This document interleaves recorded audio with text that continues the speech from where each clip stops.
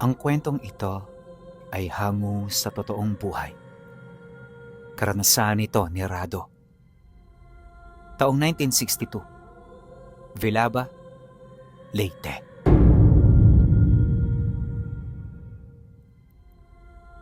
Sa isang liblib at tahimik na baryo sa bayan ng Vilaba, ang gabi ay hindi kaibigan. Kapag sumasapit ang ika-6 na gabi, ang mga bintanang gawa sa kapis ay mabilis na isinasara. Ang mga pinto ay nilalagyan ng mabibigat na tarangkang kahoy at ang mga sulo o gasera sa loob ng mga bahay kubo ay hinahayaang magbigay ng katiting na liwanag.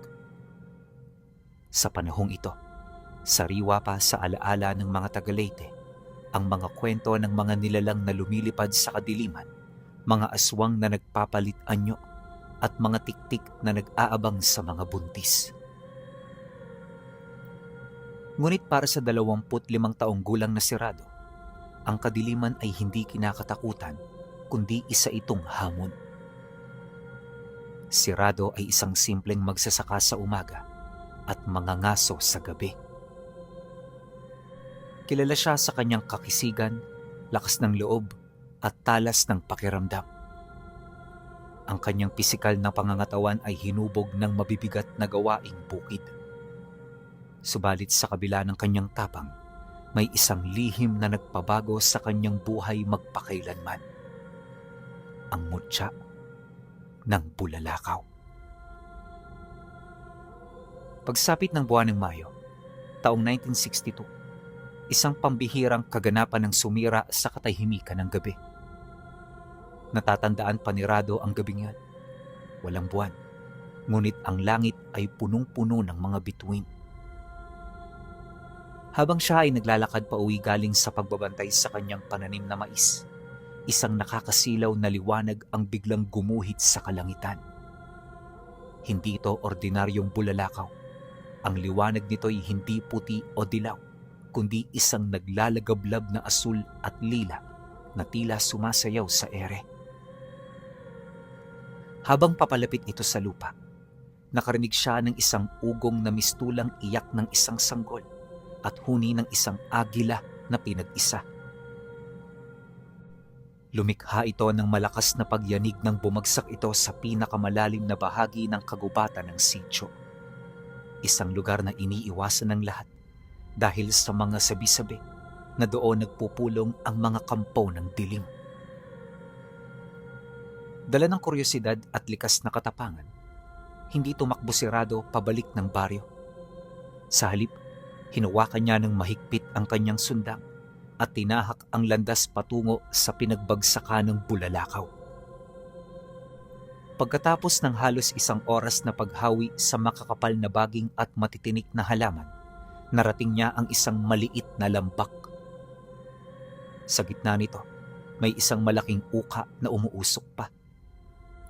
Ang mga dahon ng mga nakapaligid na puno ay natupok, ngunit ang nakapagtataka ay ang amoy sa paligid.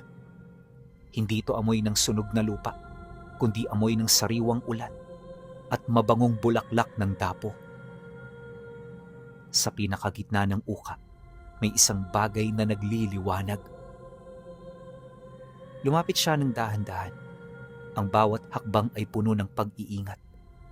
Doon ay nakita niya ang isang makinis, bilog at kumikinang na bato. Ito ay kasing laki ng itlog ng bibe. May kulay na pinaghalong asul at lila na tila may buhay na likido sa loob na umiikot. Nang hawakan nito ni Rado, isang kuryente ng kakaibang enerhiya ang dumaloy sa kanyang mga ugat. Naramdaman niya ang tibok ng kanyang puso na sumabay sa kislap ng bato. Sa sandaling yon, ang kanyang paningin ay mas naging malinaw. Nakikita niya ang bawat insekto sa kadiliman at mga nilalang na nasa ilalim ng lupa. Ang kanyang pandinig ay naging mas matalas. Naririnig niya ang bulong ng hangin sa mga dahon mula sa kabilang bundok. Ngunit hindi lamang lakas ang ibinibigay ng mutya.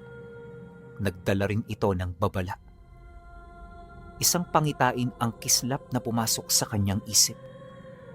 Mga pulang nagmamasid mula sa kadiliman, mga matutulis na kuko na handang pumatay, at ang nilalang na namamahala sa mga ito. Ayon sa kanya, nang makita niya yon, kaagad siyang naniwala. Noon pa man kasi, panatiko na si Rado ng mga kwentong may kaugnayan sa mga ganoong uri ng bagay. Alam niya kung ano ang mutya, at kahit isang pangkaraniwang tao, hindi may pagkakaila na marami siyang dunong ukol dito. Ilang araw ang lumipas, ang mutya ay nanatiling sariwa sa kanyang isipan. Oras-oras pinagmamasdan niya ito, gawa ng maging siya man, labis na nahuhumaling sa katangi-tangi nitong ganda at itsura. Ngunit habang tumatagal, ang mga hayop sa kanilang lugar ay nagsimula ng mawala. Ang mga manok na natatagpuan ay wala ng mga ulo. Mga kambing na tila hinati ang katawan at sinipsip ang lahat ng dugo. Sunod na biktima ay ang mga alagang aso na madalas ay matatapang, ngunit natatagpo ang nakatihaya sa lupa. Blanko ang mga mata, dulot ng labis na takot. Maraming mga manggagamot ang tumingin at umunawa sa mga pangyayaring yan. Pero walang kahit isa sa kanila ang naglakas loob na alamin ang tungkol dito. Lahat naging tahimik, animoy meron silang tinatago. Kaya naman nang mapansin ito ni Rado, kaagad siyang pumunta sa tiyuhin niyang panday ng mga sundang at itak sa lugar nila. Nasa dulong bahagi yon ng baryo. Dahil madalas hindi na nito pinapatay ang siga nito na ginagamit sa pagpapanday. Yung mga anak nito naglalaro sa labas, habang ang asawa naman abala sa paggawa ng mga gawaing bahay. Paglapit niya sa kinaroroonan ng kanyang tiyuhin, hindi siya nito kaagad napansin. Nang itapak niya ang kanyang paa sa loob ng pagawaan, sinalubong siya ng bugso ng init at ang sunod-sunod na tunog ng bakal na pinupukpok. Maya-maya pa, nakita niya na si Tio Into, basang-basa ng pawis, habang abala sa pagsipat sa pulang bakal na hawak ng kanyang sipit. "Tio Into!" Binitawan ng matanda ang martilyo at nag-angat ng tingin. Pinunasan niya ang pawis niya sa noo gamit ang likod ng marumi niyang kamay. Sa unang tingin pa lang sa mukha ng kanyang pamangkin, alam na ng matanda na hindi ito ordinaryong pagbisita. May kakaibang kislap sa mga mata ni Rado at ang hangin sa paligid nito ay tila may dalang kakaibang bigat. "Oh, Rado, napadpad ka rito?" Tanong ni Tio Into habang tinitingnan ng paligid at sinisiguradong walang ibang makakarinig sa pag-uusapan nila. Matapos nun, inabutan niya ng tubig si Rado kasabay ng pagpapatuloy nito sa pagsasalita. "Balisa ang buong baryo ngayon. Ang mga hayop, unti-unting nauubos. May kung anong dumarating kapag gabi, Rado. Nararamdaman mo ba? Kaya sabihan mo ang mga kamag-anak mo, huwag masyadong lumalabas kapag gabi dahil mapanganib na ang paligid." Huminga ng malalim si Rado. Lumapit siya ng konti sa tiyuhin niya at dahan-dahang ipinasok ang kamay sa loob ng kanyang kamiseta. Mula sa isang tagong bulsa, inilabas niya ang mutya ng bulalakaw. Sa sandaling malantad ang bato, ang naglalagablab na apoy sa kala ng panday ay biglang humupa. Mula sa pagiging kulay kahel at pula, ito ay naging asul na tila sumasamba sa liwanag ng mutya. Nang makita ito ni Tio Into, nanlaki ang kanyang mga mata. Nabitawan niya ang sipit na hawak niya at lumikha ito ng kalansing sa sahig.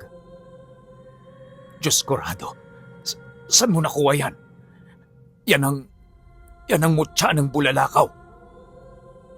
Wika nito habang nanginginig ang boses. "Bumagsak to sa gubat ng nakaraang gabi, Tiyo. Naramdaman ko ang kapangyarihan nito. Pero kasabay ng pagkuha ko rito, nakakita ako ng pangitain. Mga pulang mata, matutulis na kuko. At ngayon, ang mga hayop sa baryo." Nang marinig ito ng tiyuhin niya, hindi ito nakasagot ngunit bakas sa mukha nito ang matinding pagkabahala. At sa pagpapatuloy ng kanilang pag-uusap, inilahad nito sa kanya na hihingi ito ng tulong sa mga kakilala nito. Maya-maya pa, nakita niya na nanginginig ang kamay ng tiyuhin niya habang ito ay lumalapit sa kanya.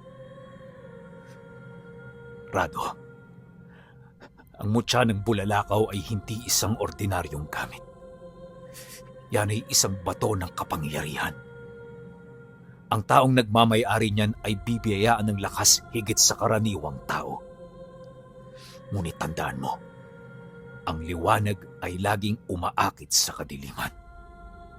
Ang nakita mo sa iyong pangitain ay hindi gawa-gawa lang. Ang dugong dumadanak sa ating baryo ngayon ay simula pa lamang. Hinarap ni Tio Into ang nagbabagang bakal sa kanyang pandayan na ngayon ay kulay asul na rin dahil sa impluwensya ng mutya. Nabanggit din ito na may posibilidad na hinahamon ng mga aswang ang mutya. Marahil ay nagiging balakid ito sa kanila o hindi naman kaya'y alam nila ang panganib na dulot ng tagapangalaga nito sa sandali na makontrol nito ang kabuuang kapangyarihan ng mutya ng bulalakaw. Mariin din itong inilahad na hindi lang yon ang unang beses na nangyari ang ganoong bagay dahil 3 dekada na ang nakakaraan. Pinatay ng mga aswang ang isang antingero sa lugar nila na nagtatanga ng mutya ng Nara. At sa pamamagitan ng pandaraya, ang mga nilalang ay nagtagumpay. Ginamit ng mga ito ang mahal sa buhay ng antingero upang makalamang. Matapos niyang marinig ang lahat ng yon, umalis si Rado sa pandayan ng kanyang tiyo na may mabigat na kalooban ngunit lalong pinatibay ng determinasyon. Ang babala ni Tio Into ay malinaw. Ang mga aswang ay hindi titigil hanggat hindi nila nakukuha ang mutya o hanggat hindi nila napapatay ang tagapangalaga nito. Sumapit ang 7th gabi mula nang bumagsak ang bulalakaw. Ang katahimikan sa baryo ay lalong naging bingi. Walang kahit isang aso ang kumakahol. Walang kuliglig na humuhuni. Ang buong baryo ay parang isang libingan na nag-aabang ng muling pagkabuhay. Habang si Rado ay nagbabantay sa loob ng kanilang bahay, biglang umihip ang isang napakalakas at napakalamig na hangin. Ang mga bintanang kapis ay yumanig at ang apoy sa kanilang gasera ay biglang naging asul, tulad ng kulay ng apoy sa pandayan ni Tio Into. Sa sandaling yon, narinig ni Rado ang isang pamilyar, ngunit nakakapangilabot na tunog sa kanilang bubungan. Sinabayan ito ng mabilis at malakas na huni, isang tanda na ang tiktik ay nasa malapit lang. Ngunit dahil sa talas ng pandinig na ipinahiram ng mutya, nalaman niya na ang tunog ay isang panlilinlang lamang upang iligaw ang kanyang atensyon. At ang tunay na panganib ay wala sa itaas, kundi nasa silong ng kanilang bahay. Nang mapagtanto niya ito, dahan-dahan siyang sumipat sa kawayang sahig. Doon, sa malamlam na liwanag, nakita niya ang 2 nanlilisik na mga mata ng nilalang. Batid niya na malaki ito dahil bukod sa mga mata ito, naririnig din niya ang mabibigat nitong paghinga kasabay ng tunog na matutulis na kuko na kumakamot sa lupang buhangin. Dahil dito, kaya hindi na nag-atubili si Rado. Binunot niya ang kanyang matalas na sundang kasabay ng paghawak niya sa tangan niyang mutya. At sa isang kurap, ang buong katawan ni Rado ay binalot ng isang manipis, ngunit kumikinang na orang asul at lila. Ang kanyang takot ay napalitan ng nag-uumapaw na lakas at bagsik ng isang tunay na mandirigma. Sa isang malakas na sigaw, tinalon ni Rado ang pinto at lumabas sa kadiliman ng gabi. Sinalubong siya ng isang dambuhalang aswang, isang nilalang na may katawan ng tao ngunit may mukha ng tila nagbabalat kayong hayop. Paglapag niya sa lupa, buong tapang siya nitong sinunggaban na para bang gusto siya nitong tapusin sa lalong madaling panahon. Ngunit dahil sa talas ng kanyang paningin, ang bawat galaw ng nilalang ay tila naging mabagal sa kanyang mga mata. Iniwasan niya ang unang taga ng kuko at mabilis na iwinasiwas sa tiyan nito ang hawak niyang sundang. Unang tumama ang talim sa braso bago niya maabot ang gitna ng tiyan nito. Nang lumapat doon ang kanyang sandata, hindi niya ito tinantanan hanggang sa bumulwak ang dugo nitong kasing itim ng uling. Mabilis ding nalaglag ang mga laman loob ng nilalang hanggang sa unti-unti na itong nakaramdam ng panghihina. At nang bumagsak ito sa lupa, pinugutan niya ito ng ulo habang ang ibang mga kasama nito ay tahimik na nagmamasid at nakikinig. Tingnan niyo ang kapangasahan ng kasama niyong ito. Kapag nangas kayo muli sa tahanan ko, hindi lang isa ang papatayin ko sa inyo. At kapag may narinig akong may namatay sa baryo, uubusin ko kayo. Ulti nyo pinakabata sa angkan ninyo. Nang marinig ito ng mga nilalang, hindi ito nakaramdam ng kahit na anong kilabot. Sa halip, mas umangil pa ang mga ito, pagpapakita ng kanilang tapang at kawalan ng takot sa taong nagtatanga ng mutya ng bulalakaw. Maya-maya pa, may 2 aswang ang biglang sumugod sa kanya. Nakita niya ang mga mata nito na minamaliit siya, kaya hindi niya ito pinakitaan ng awa. At sa isang kisap mata, naglaho siya na parang bula. Huli na rin nang mapansin ng 2 nilalang ang pagkatapyas ng kanilang mga binti at braso. Kung hindi pa sila sumubasob sa lupa, hindi pa nila namalayang putol na ang mga ito. Dahil sa pangyayari, sapilitan silang bumalik sa normal nilang anyo. Yung isa pilit pang nagpumiglas, ngunit maging ito man ay wala na ring nagawa. Nang makita ito ni Rado sa ganoong estado, napabuntong hininga na lamang siya habang lumalapit sa mga ito. Pagharap niya sa 2, ibinaba niya ang hawak niyang sundang, kasabay ng pagwiwika niya ng, "Isa kayong kahihiyan sa inyong lahi." Pagkasambit niya ng mga katagang yon, binali niya ang leeg nito ng walang anupaman. At nang maisakatuparan niya ito, dito niya napansin ang biglang pagkawala ng mga nilalang sa paligid. Mabilis ding nawala ang bigat sa hangin, kasabay ng salot na kanina niya pang nalalanghap. Kinabukasan, habang ang araw ay dahan-dahan pa lamang sumisikat, bumalik siya sa kinaroroonan ng tiyuhin niya. Pagdating niya sa lugar, nadatnan niya ang 2 lalaki na nakaupo sa labas ng kubo kung saan ito nagpapanday ng armas. Ang 2 taong yon ay kadugo nila. Ang mga ito ay mga rebelde na ipinatawag ng tiyuhin niya. At kagaya niya, hindi rin ito mga pangkaraniwang mandirigma dahil sa mga taglay nilang karga at karunungan sa lihim na aral.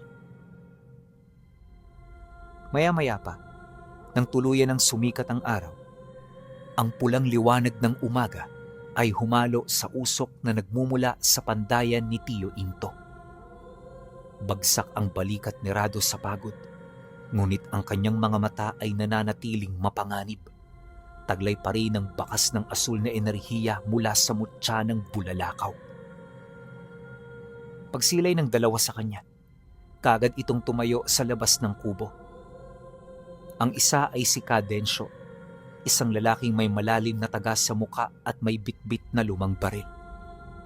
Habang ang isa naman ay si Ka Marcel, nakilala sa kabundukan ng Leyte hindi bilang rebelde, kundi bilang isang mananambal na may hawak na lihim na aklat ng mga sinaunang pamamaraan ng pakikipagkumbate. "Rado," bungad ni Tio Nito habang dahan-dahang lumalabas sa pandayan, hawak ang isang bagong ronisang itak. "Sila ang mga sinasabi ko sa iyo. Hindi na ito laban ng isang tao lamang.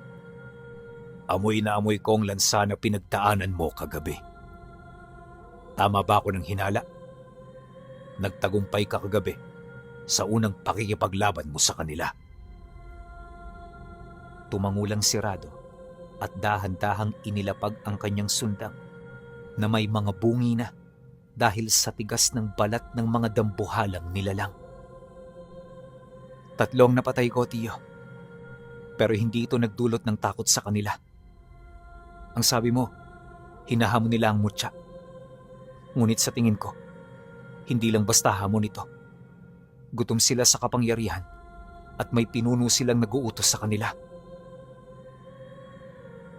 Matapos niya itong ilahad, dito lumapit si Camercel sa kanila. Tinitigan nito ang kanyang dibdib kung saan nakatago ang mutya. Naglabas siya ng isang kwintas na gawa sa ngipin ng baboy ramo at mga ugat ng panyawan. Totoong hinala mo. Ang dugong dumanak sa mga hayop ay hindi para sa pagkain. Yon ay ritual. Isang alay sa kanilang pinuno. Kilala namin ito sapagkat ang matandang yon ang pumatay sa antingero ng mutya ng Nara. At ngayon, naamoy niya ang bagong bagsak na bato ng langit. Naupo ang 4 sa loob ng pandayang kasalukuyang pinaliligiran ng mga nagbabagang bakal. Ipinaliwanag ni Cadencio na ang mga rebelde sa kabundukan ay matagal nang nakikipaggera, hindi sa mga sundalo, kundi sa mga masasamang elemento na nambibiktima sa mga baryo. May mga armas kami, Rado. May mga bala kaming binasbasa ng birhen at dinasalan sa ilalim ng bagong buwan. Pero ang kailangan natin ay ang talas ng iyong pakiramdam. Ang mutyang magiging gabay natin sa dilim upang mahanap ang kanilang kuta bago sumapit ang susunod na ika-6 na gabi. Wika ni Cadencio. Nagkasundo ang 4. Hindi sila maghihintay na pasukin muli ng mga aswang ang baryo. Napagtanto kasi nila na hindi titigil ang mga ito hanggat hindi nila yung nauunahan at napapahina. Bago umalis, kinuha ni Tio Into ang kanyang itak. Inilagay niya ito sa ibabaw ng nagbabagang uling na kulay asul pa rin dahil sa enerhiya ng mutya. Pinukpok niya ito ng pinukpok. Isinasalin ang bawat tulo ng kanyang pawis at ang galit ng buong baryo sa talim ng bakal. Nang matapos, ang sundang ni Rado ay hindi na ordinaryong patalim. Ito ay may guhit na ng kulay lila sa kahabaan ng talim nito. Nagsimula ang paglalakbay ng 4 nang mag-agaw ang dilim at liwanag. Pinasok nila ang sityong iniiwasan ng lahat. Habang lumalalim sila sa gubat, lalong naging mabigat ang hangin. Ang simoy ay naging masangsang at ang salot ay biglang kumalat sa lahat ng dako. Sa tulong ng mutya, nakikita ni Rado ang mga bakas ng paa na hindi pang tao.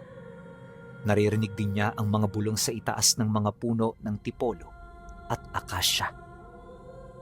Maya-maya pa, bigla silang napahinto nang may maramdaman si Rado na nagmamasid, kaya sinenyasan niya ang kanyang mga kasama. Nasa paligid lang sila. Bulong niya habang itinataas niya ang kanyang kamay upang patigilin ang mga kasama niya. Bigla silang may narinig na malakas na pagaspas ng mga pakpak.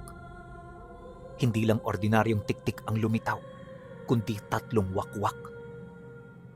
Nagtatago ang mga ito sa madidilim na bahagi ng mga puno kung saan tanging ang mga pakpak lamang ang kapansin-pansin sa kanila. Ngunit dahil sa talas ng paningin niya, ang mga ito'y hindi nakalusot. Pagsilay ng 2 rebelde sa mga nilalang, nayanig ang gubat sa putok ng mga riple. Ang mga balang binasbasan ay tumama sa dibdib ng isa sa mga nilalang, dahilan para bumagsak ito sa lupa habang mabilis na nilalamon ng berdeng apoy. Si Camarcel naman ay nagsimulang magbasa ng mga orasyon. Hawak ang isang krus na gawa sa itim na kahoy. Ang 2 wakwak ay tila nabulag at halos magwala na sa ere dahil sa bigat ng mga salitang binibigkas ng mananampal. At nang masipat naman yun ni Rado, kagad siyang kumaripas ng takbo patungo sa mga ito. Sa bilis na dulot ng mutya, nagmistula siyang asul na kidlat. Sa dalawang mabilis na taga, nahati ang mga pakpak ng mga nilalang at bago pa sila makasigaw ay pinugutan niya na ito ng ulo gamit ang kanyang bagong panday na suntang. Matapos ang mga pangyayari, ipinagpatuloy nila ang paglalakad hanggang sa marating nila ang isang nakatagong sapa. Ang tubig dito ay itim at hindi gumagalaw, na animoy langis. Sa gitna ng sapa, nakaupo ang isang matandang lalaki na baluktot ang katawan. Ang mga kuko nito sa kamay ay kasing haba ng kutsilyo at ang mga mata nito ay pulang-pula na tila nagbabagang uling. Sa paligid niya ay nakahiga ang mga alaga nitong asong itim na halos hindi na mabilang. May mga nakita rin silang babae at lalaki sa paligid na tila normal na nagtatrabaho para mabuhay. At kahit tago ang lugar na yon, hindi maipagkakaila na marami ang kasapi ng kawan. May kalawakan na rin ang lugar at kung ikukumpara ito sa kanilang baryo, parang lamang lang sila dito ng ilang tahanan at pamilya. Nang makita nila ito, hindi sila nangahas na lumapit. Nanatili sila sa malayo, tahimik na pinagmamasdan ng paligid kahit alam nila na minamanmanan na rin sila ng mga kalaban nila. Wala naman yung problema para sa grupo, lalo pat nakahanda sila sa ganoong sitwasyon. At ang gusto lang nilang mangyari noon, makahanap ng paraan kung papaano matalo sa lalong madaling panahon ang mismong pinuno ng kawan. Ngunit kahit anong pagmamasid, alam nila na hindi nila ito magagawa ng basta-basta. Isa pa sa mga iniisip nila ay ang mabilis na pagtakbo ng oras. At habang patagal ng patagal sila sa lugar na yon, hindi imposible na makaisip ng plano ang kanilang kalaban kung papaano sila mauunahan. Batid niya na hindi sila maaaring manatili lamang sa pagmamasid, kaya mabilis niyang pinag-aralan ang mga lugar na papasukin nila sa oras na magdesisyon na silang sumalakay. Pagbalik niya sa kinaroroonan ng kanyang mga kasama, binulungan siya ni Cadensyo na kinakailangan nilang bumalik sa gitna ng gubat. Hindi ito hudyat ng pag-atras, bagkus tutungo lang sila sa lugar kung saan sila ang magiging lamang sa laban. Kaya nang marinig niya ang tungkol dito, dali-dali naman siyang sumunod. Pagpasok nila sa kakahuyan, mabilis nilang tinahak ang daan hanggang sa makarating sila sa parte nito kung saan ang mga puno ay dikit-dikit. Pwede na siguro dito. Marcel, ilabas mo na sa sako ang mga gamit. Mangangaso na tayo. Nang marinig ni Marcel ang wika ni Cadensyo, kagad itong kumilos. Pagbalot ng dilim sa paligid, sinabayan ito ng pabugso-bugsong ulan. Biglang pumutik ang lupa. Naging madulas ang mga puno. Nagkaroon din ng panaka-nakang pagkulog at pagkidlat, dahilan upang umandap-andap ang liwanag sa gubat. Nang mapansin nito ni Larado, hindi nila inisip na kahinaan ito. Bagkus ginamit nila ito bilang lakas. Alam niya na sa husay ng dalawa, magiging tagumpay sila. Makalipas pa ang ilang minuto, nakahanda na ang dalawa. Si Rado noon, kasalukuyang nagtatago sa malaking sanga ng puno habang nakakubli sa mga dahong itinumpok niya. At hindi kalayuan sa kanyang kinaroroonan, nagmamasid si Marcel. Si Cadensyo naman, nakalubog na sa putik at sa unahan nitong bahagi, naroon ang mga patibong na ginawa nito. Maya-maya pa, mabilis na umikot sa lahat ng direksyon ng atungal ng mga aswang. Sinabayan nito ng pagyanig ng lupa, dulot ng sabay-sabay nilang pagbulusok. At nang makatayo na ang mga ito, kagad itong nagsikalat. Yung iba sa kanila, nagpalit anyo na bilang mga hayop upang mas madali nilang makita ang kanilang mga kalaban. Hindi nagtagal, nang makapwesto na ang mga ito, ang pinuno nilang matanda na nasa sapa ay nagpakawala ng isang nakakatulilig na alulong. Sa hudyat na yon, Sumugod ang kawan ng mga itim na aso kasabay ng mga aswang na nagpalit anyo bilang mga dambuhalang pusa at baboy ramo. Ngunit ang hindi alam ng mga nilalang, handa ang tatlo. Unang sumadlak ang pangkat ng mga itim na aso sa patibong nagawa ni Cadensio. Narinig niya ang sunod-sunod na lagatok ng matutulis na kawayan at ang pagsabog ng mga gawa-gawang dinamita na hinaluan ng pako at asin.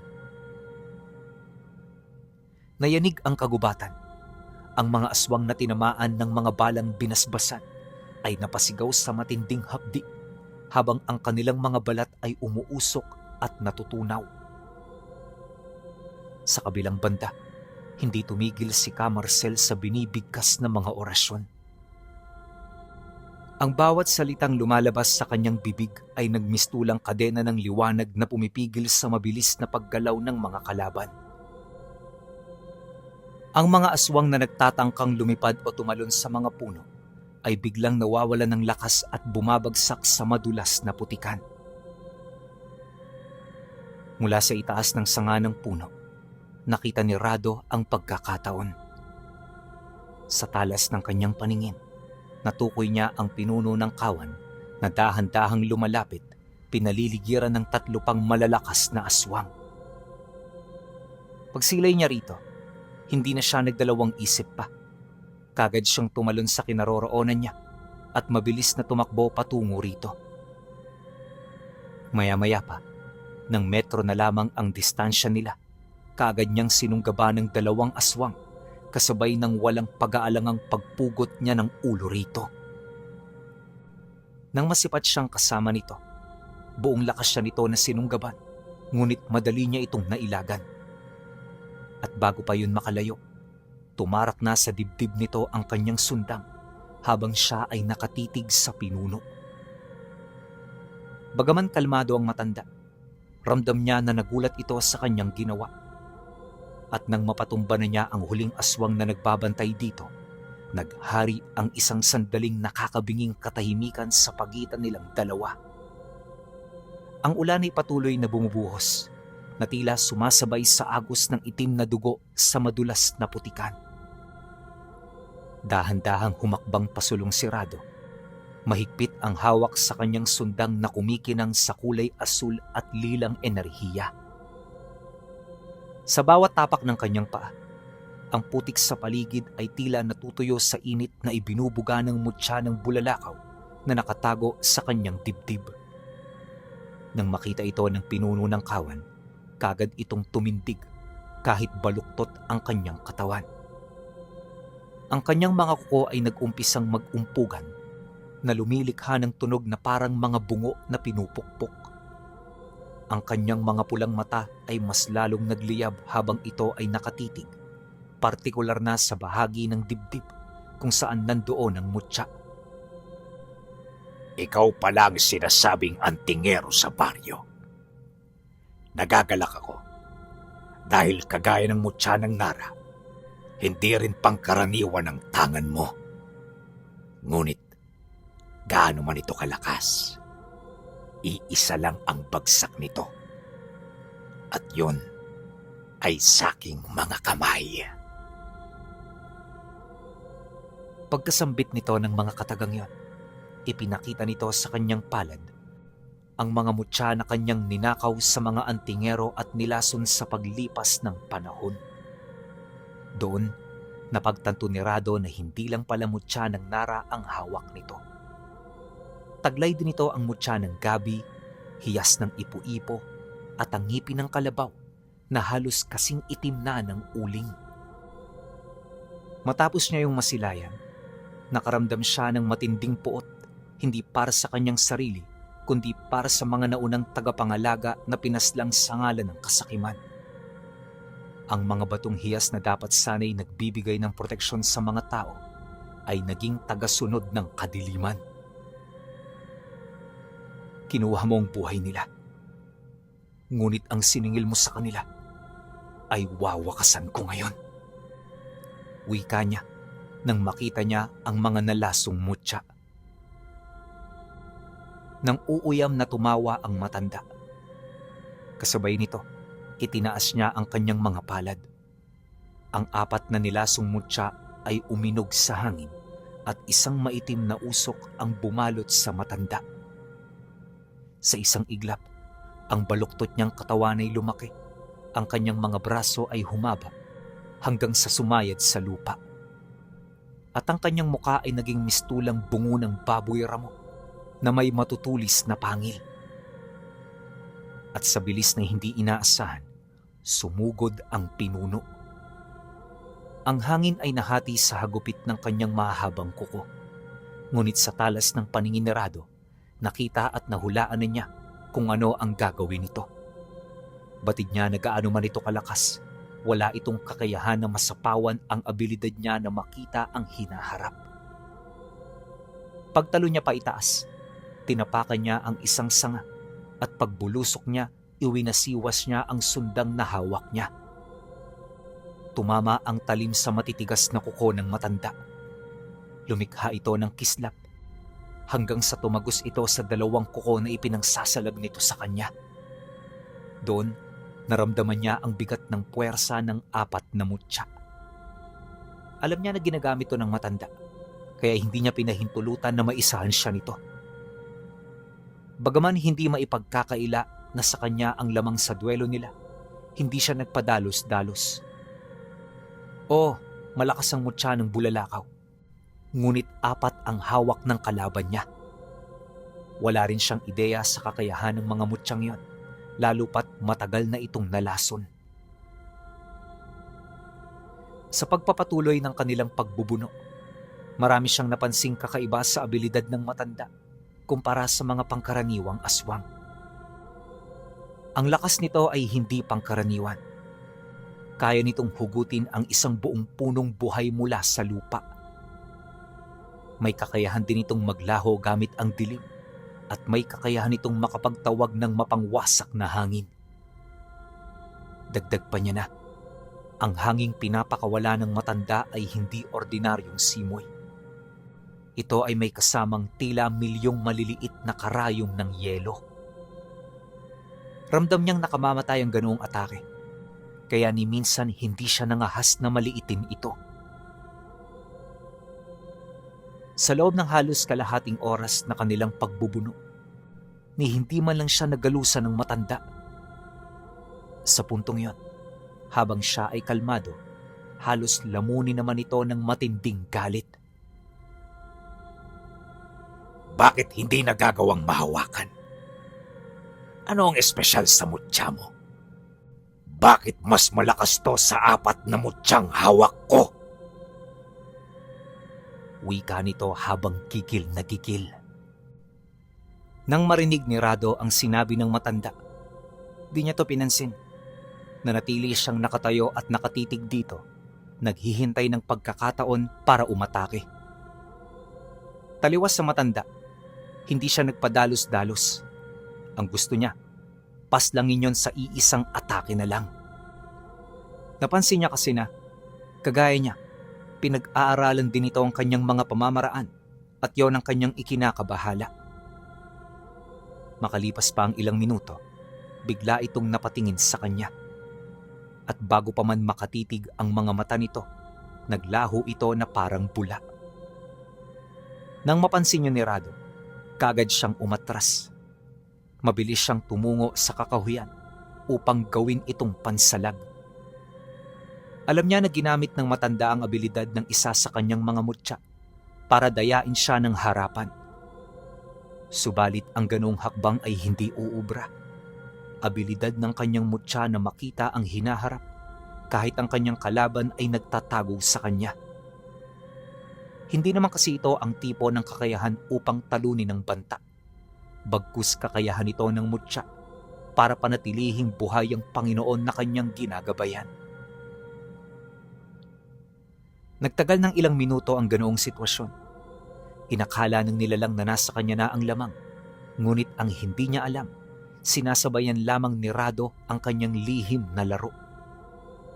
Kaya sa paglitaw nito sa kanyang gilid, bago pa man ito makalapit, tumarak na sa noo nito ang kanyang sundang.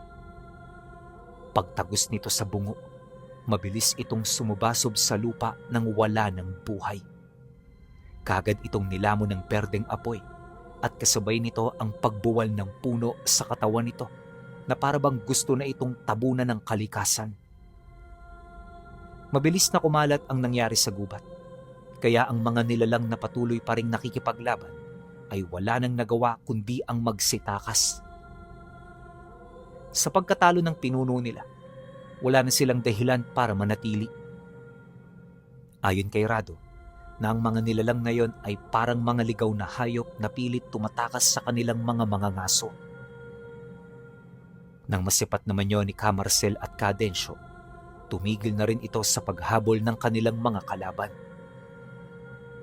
Napilitan na yung magpahinga dahil halos maubusan na ito ng hininga.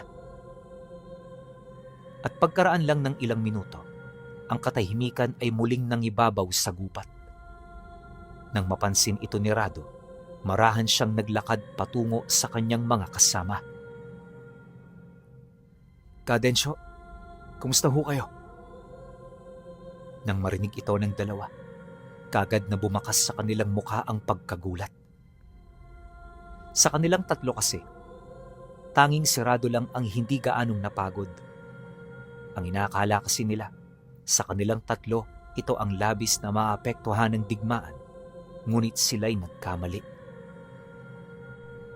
Maya-maya pa, nang makalikom na sila ng sapat na lakas, pinili nilang lumayo sa parting yon ng gubat. Hindi na sila nagtagal sa paniniwalang may mga babalik upang subukang iligtas ang mga kasama nilang sugatan. Bago nila ito tuluyang lisanin, sinigurado nilang wala nang may buhay sa lugar. Pagkaraan ng ilang oras na paglalakad, nang makalabas na sila ng gubat, doon na sila nakakita ng isang maliit na kubo na may ilaw ng gasera sa loob. Alam nilang may pamilyang nakatira roon, kaya hindi na sila nagdalawang isip na mang-istorbo. "Tao po, magandang umaga. Pasensya na ho kayo ha. At kailangan lang ho kasi talaga namin ng tulong ninyo." Ang dalawa naman niyang kasama ay nakaupo na noon sa lupa. Hindi na kinaya ng mga ito na umusad dahil sa galos at sugat na kanilang natamo. Maya-maya pa, may isang lalaki ang nagbukas ng pinto.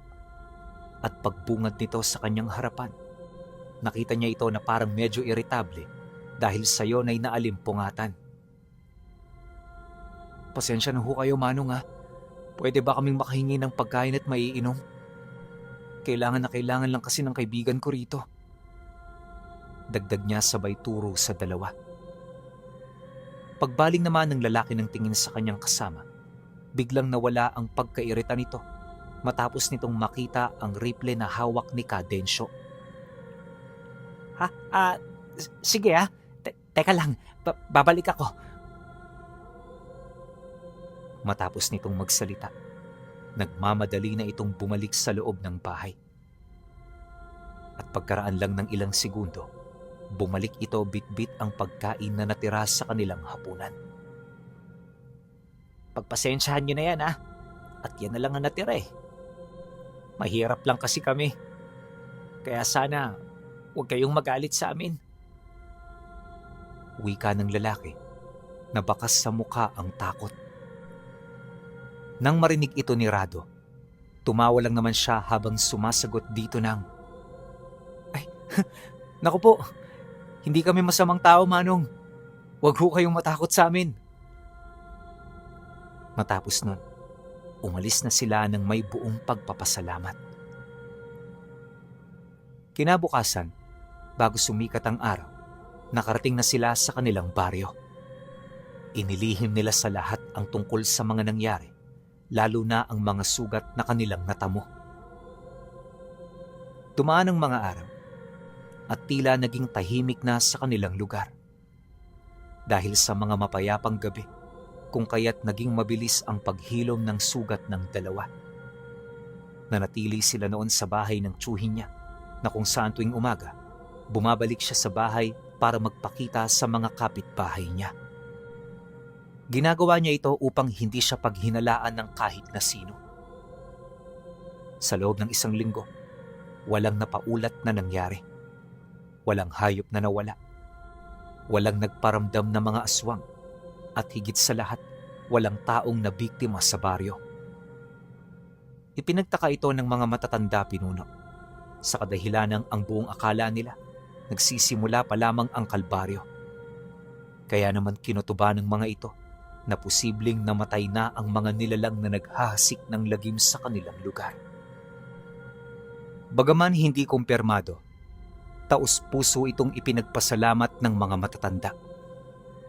At dahil sa milagrong yon, kung kaya't nagdao sila sa baryo ng mumunting selebrasyon.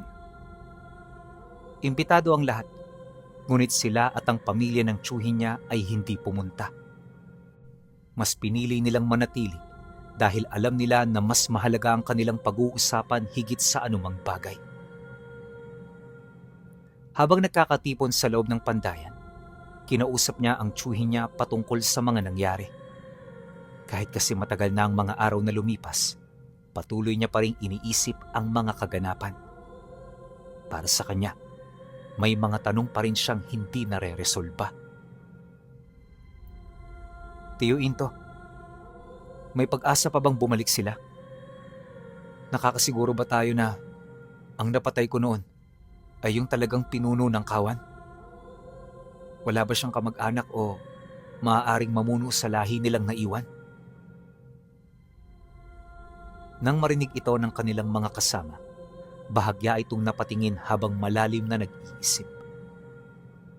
Maya-maya pa, sumagot si Tiyo Into ng, Wala tayong alam sa lahi nila.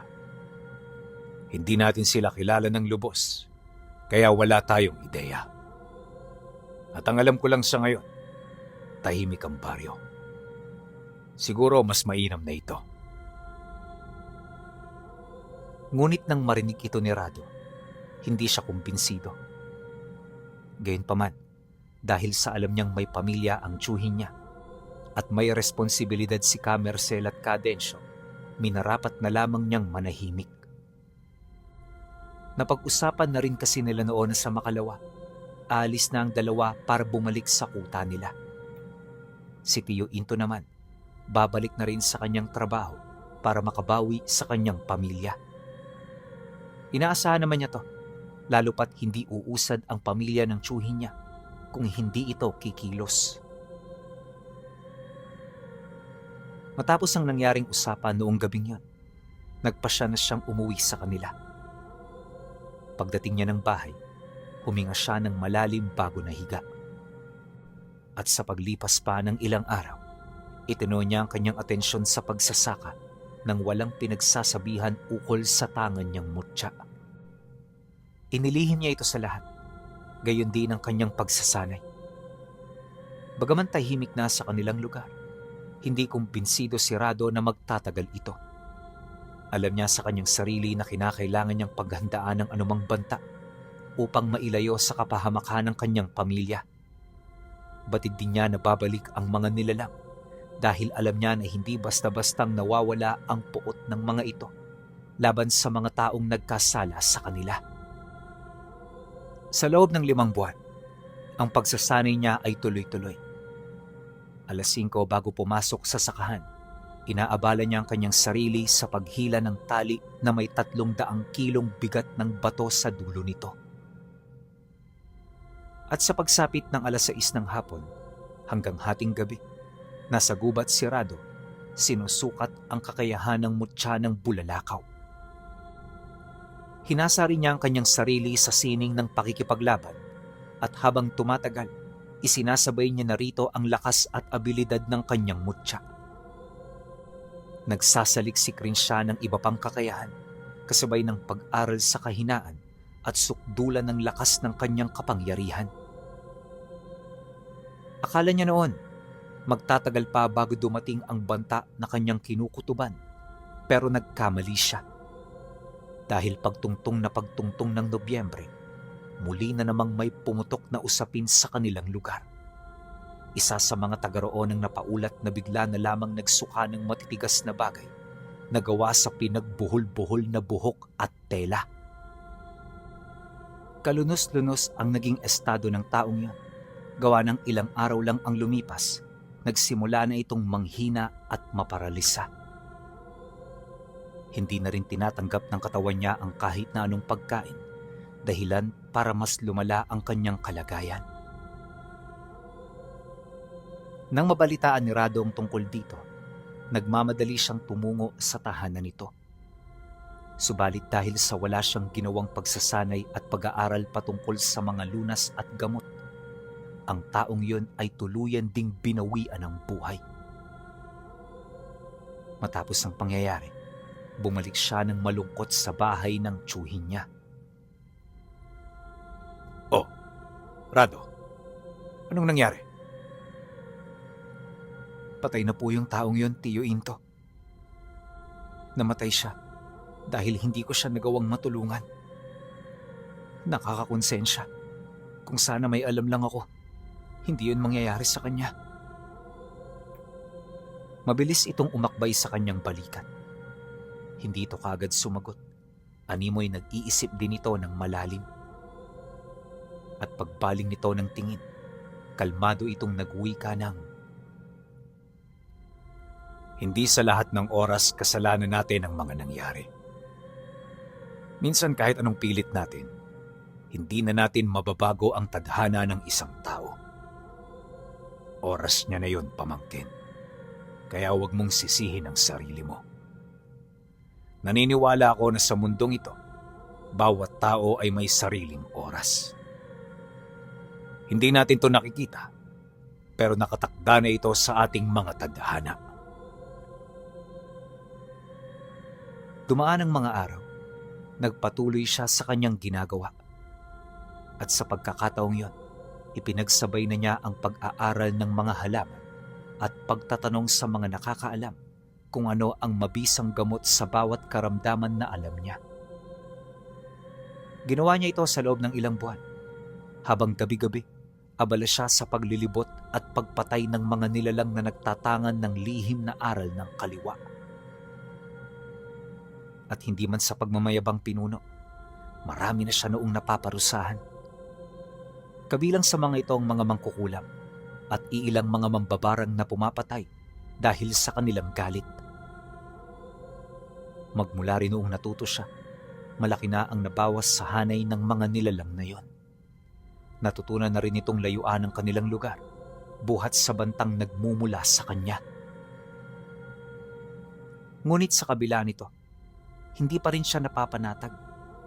Ang kanyang isipan ay patuloy na dinadala ng tadhana sa mga nilalang na kanilang nakalaban noong gabi na napaslang niya ang pinuno ng kawan ng mga aswang. Hindi niya mawari pero parang may kung anong bangungot ang naiwan sa kanyang pagkatao. At kahit anong gawin niya, sadyang hindi niya ito matakas-takasan. Isang hapon, matapos ang trabaho sa bukid, dumulog siya sa kanyang tiyuhin para magtanong ukol sa pag-usad ng mga inutusan nitong mga ngaso sa paghahanap sa pugad ng mga aswang. Mag-iilang araw na kasi itong walang balita, kaya hindi niya maiwasang mag-alala. Nang marinig ito ng tiyuhin niya, napabuntong hininga lang naman ito habang sumasagot sa kanya ng, Hindi ko rin alam, Rado. Sa ngayon, pinapahanap ko na rin sila. Kahit ako nag-aalala na, lalo pat imposible na hindi ito magpadala ng kalatas tungkol sa kanilang mga pinagdaanan. Maraming mga ngaso sa lugar na pinuntahan nila, kaya sigurado ako na imposible itong mangyari, maliban na lamang kung may nangyaring masama sa kanila o pumunta sila sa lugar na hindi pa nararating ng mga tao. Dahil sa sinabi nito, di siya nagdalawang isip na gumawa ng hakbang. Kung ganun ho, Tiyo, kailangan na nating kumilos. Una tayo maghintay dito dahil kung totoo nga may nangyari sa kanila, kailangan nila ng ating tulong. Nang marinig ito ng tiyuhin niya, kaagad itong sumang-ayon. Sa araw ding yan, pagkatapos ng kanilang paghahanda, umalis silang dalawa. Bandang 5:00 na sila nakalabas ng baryo. Kaya naman inaasahan nila na sa gubat sila malilipasan ng gabi. Pagdating ng 8:00, tsaka pa lamang nila narating ang karatig baryo. Kokonti na lamang ang nasa labas at karamihan sa mga ito, mga kalalakihan na naglalasing. Pagdaan nila sa 2 grupo na nag-iinuman, bigla silang napahinto nang marinig nila ang tungkol sa mga pinag-uusapan nito. Ang sabi ng isang lalaki, may nakita itong 2 katawan ng tao sa paanan ng bundok na inuuod na. Hindi niya yun pinuntahan, ni hindi siya nagsayang ng oras na ito man lang ay tingnan. Dagdag pa nito na, sa amoy ng mga labing yon, posible na sa mga oras na yon, pinagpipistahan na ito ng mga galang hayop. Nang marinig niya ang tungkol dito, kagad siyang lumapit. Tumayo siya sa likod ng lalaking nagsasalita hanggang sa mapansin na nito ang kanyang presensya. Maya-maya pa, dahan-dahan na itong tumingin sa kanya na may halong matinding pagkagulat sa kanyang mga mata. Ilang segundo pa ang lumipas, napalitan ito ng galit. Bigla siya nitong minura habang tinatanong kung sino siya. Ngunit hindi siya sumagot. Tinitigan lang niya ito kasabay ng pagtatanong niya rito ng, "Saang parte ng bundok mo nakita ang mga labi? Pwede mo ba kaming samahan?" "At bakit naman kita sasamahan? Siraulo ka ba? Marami akong ginagawa at hindi ako magsasayang ng oras sa mga katulad ninyo. Umalis na nga kayo rito. Baka kung ano pa magawa ko sa inyo." Pagkasambit nito ng mga katagang yan, sapilitan itong hinatak ni Rado hanggang sa mapilitan na itong tumayo. At hindi pa man ito nakakaporma, bumagsak na sa kanyang muka ang kaliwang kamao nito. Kaagad na bumagsak ang lalaki at hindi ito basta-bastang nakatayo. Labis ding nagdugo ang kanyang bibig na kung saan 6 sa kanyang ngipin ang agarang nalagas. Nang makita naman yon ng mga kasama nito, di ito nagdalawang isip na umalma. Yung 2 bumunot ng baril, habang yung iba ipinakita ang mga patalim at sundang na kanilang daladala.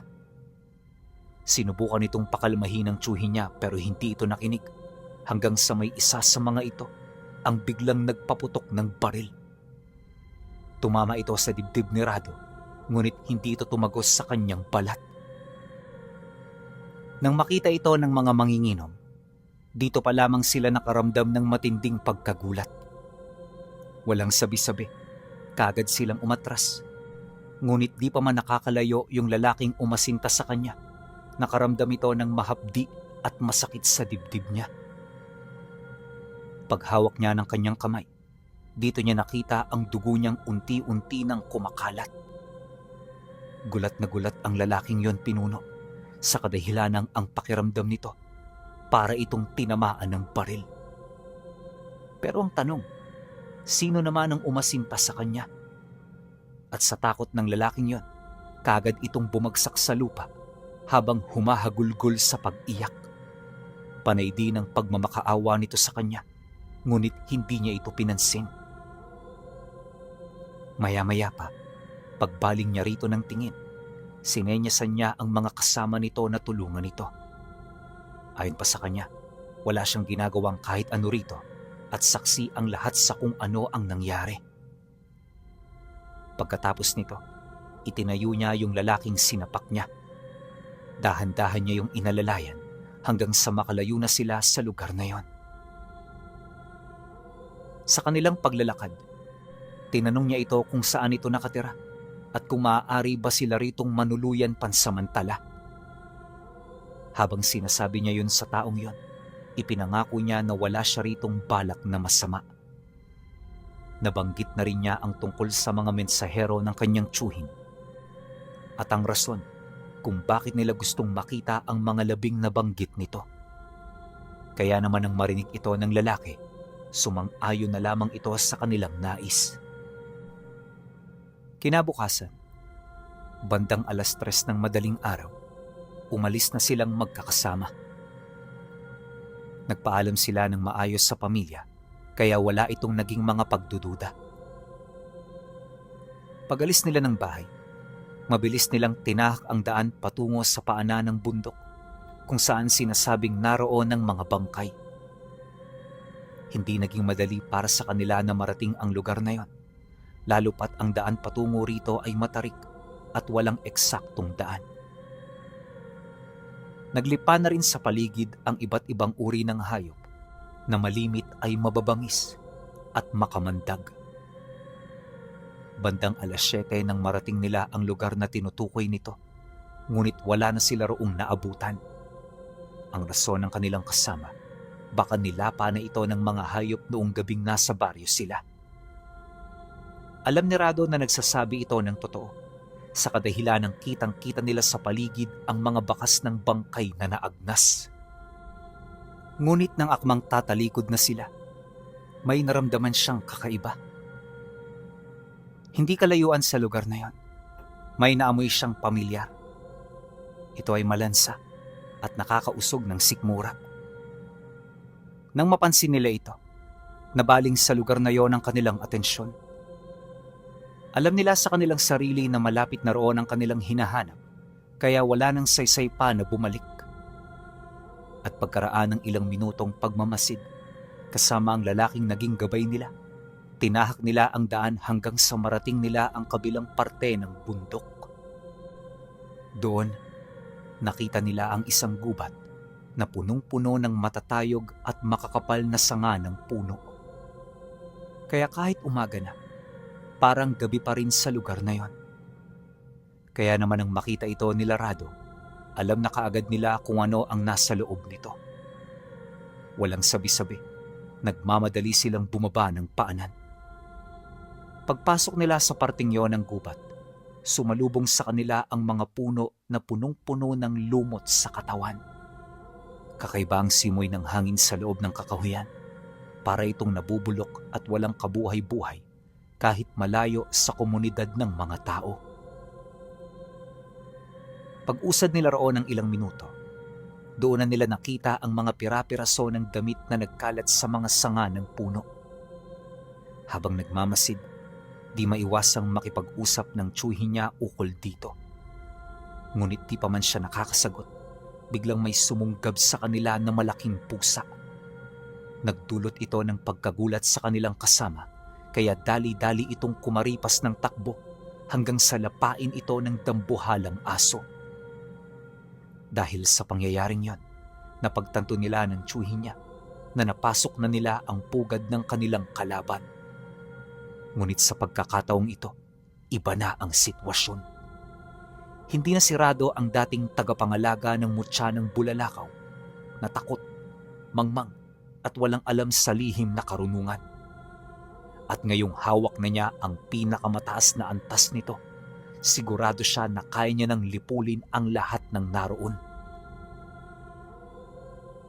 Pag-atake sa kanila ng mga nilalang, hindi lang niya ginamit ang kakayahan niya na makita ang hinaharap, kundi nagtawag din siya ng mga kawangis niyang gawa sa kidlat at hangin.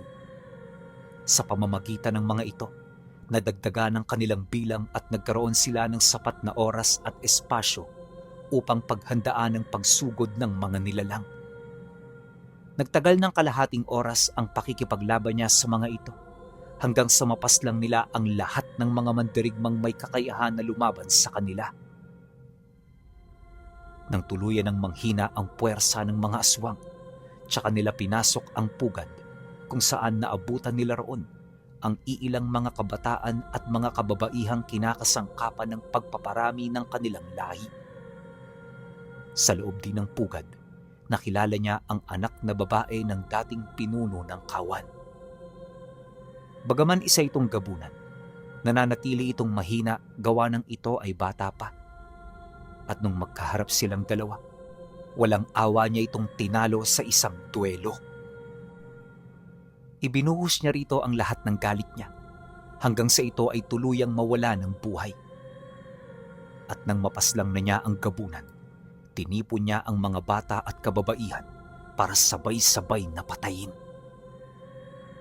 Ayon sa kanya, hindi brutal ang nagiging pagpaslang nila sa mga ito, dahil alam niya na ang mga nilalang na yon ay inosente at wala ring magagawa para sumalansang sa kanilang lahi. Sa madaling salita, ito ay walang pinagkaiba sa mga biktima. Gayunpaman, hindi nila ito dapat bigyan ng ikalawang pagkakataon. Nang malipol na nila ang lahat, iniwan nila ang gubat na tinutupok ng apoy. Ayon kay Rado, inabot ng ilang taon bago bumalik ang buhay sa gubat. Alam niya ito dahil madalas siya roong bumibisita. At sa paglipas ng mga taon at dekada, ginugol niya ang kanyang buhay sa pagtulong at sa paninila ng mga nilalang na gumagala ng gabi. At ni minsan sa buhay niya, wala pang nakatalo sa kanya dahil siya ang bantog at kilala bilang si Rado, ang asul na liwanag na nagtataglay ng mutya ng bulalakaw.